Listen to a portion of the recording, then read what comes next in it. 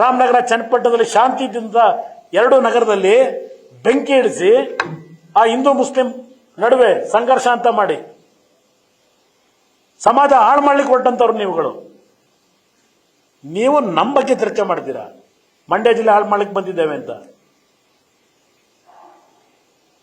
ಎಷ್ಟು ಉದಾಹರಣೆ ಕೊಡಬೇಕು ನಿಮಗೆ?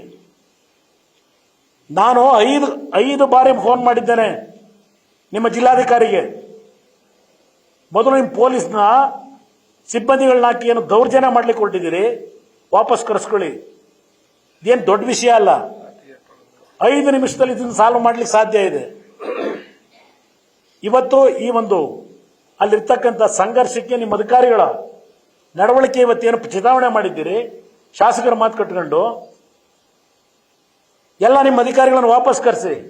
ಮೊದಲು ಶಾಂತಿ ನೆಲೆಸಲಿ. ಅಲ್ಲಿ ತ್ರಿವರ್ಣ ಧ್ವಜ ಹಾರಿಸಬೇಕು, ಹನುಮಾನ ಧ್ವಜ ಹಾರಿಸಬೇಕು, ಊರಿನ ಮುಖ್ಯಸ್ಥರನ್ನ ಕೂರಿಸ್ಕೊಂಡು ನಂತರ ತೀರ್ಮಾನ ಮಾಡಿ ಅಂತೇಳಿ ನಿಮ್ಮ ಜಿಲ್ಲಾಧಿಕಾರಿಗೆ ಹೇಳಿದ್ದೇನೋ ಇಲ್ವೋ ಮುಖ್ಯಮಂತ್ರಿಗಳೇ? ನೀವು ಅಲ್ಲೆಲ್ಲೋ ವಿರಾವೇಶದಲ್ಲಿ ಶೋಷಿತ ವರ್ಗ ವಿರೋಧಿಗಳನ್ನ ಬೆಂಕಿ ಹಚ್ಕೋಬೇಕು ನಿಮ್ಮ ಡೈಲಾಗ್ಗೆ. ಅಲ್ಲಿ ಭಾಷಣ ಮಾಡ್ಕೊಂಡು ಕೂತಿದ್ರಿ, ಇಲ್ಲಿ ಬೆಂಕಿ ಹಚ್ಚಕ್ ಬಿಟ್ಟಿಲ್ಲ, ಪೊಲೀಸ್ ಕಳಿಸಿ. ನ್ಯೂಸ್ ಫಸ್ಟ್ ನಿರ್ಭೀತಿಯಿಂದ ನಿಮ್ಮ ಪರವಾಗಿ.